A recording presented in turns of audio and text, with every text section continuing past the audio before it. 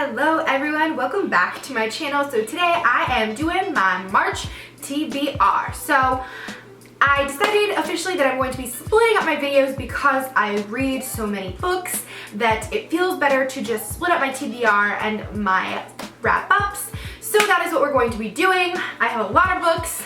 Let's just get right into them. The first book that I'm going to be reading this month is George R.R. Martin's A Clash of Kings. This is the second book in the A Song of Ice and Fire series. This is going to be a long one. It is almost 200 pages longer than A Game of Thrones, but I told you guys how much I loved A Game of Thrones. I am so excited to read this.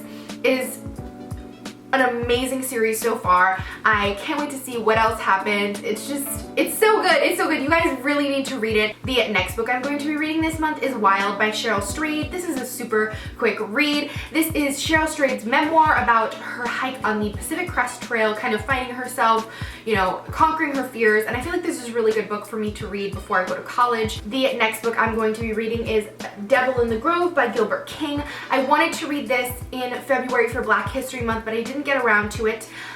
So I'm going to be reading it this month, even though it's not Black History Month, but I still wanted to read it. This is the story about four Groveland boys who were accused of raping a white girl back in the 1960s, I believe, 1949, and the KKK killed them, and it's a very tragic story. It's going to be made into a movie, and I just think this is something that I really need to read about. I really have a lack of reading that I do in this department of the civil rights era about Black history, so this is something that I really want to read. The next book I'm going to be reading is The Dressmaker of Kihir Kahana by Gail Tesmack Lemon.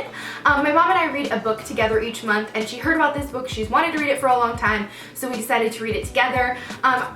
And this also fulfills a book for my reading challenge, which is read a book about a culture you know nothing about. This is about a woman who makes dresses in the same area as the Taliban. I don't quite know the connection there, but I am very excited to read this. I've heard it's very powerful and it's a quick read as well. The next book I'm going to be reading is As Sure as the Dawn by Francine Rivers. This is the third book in the Mark of the Lion trilogy. I have loved the first two books. I'm so excited to read this one. I have loved this series. It is set in ancient Rome.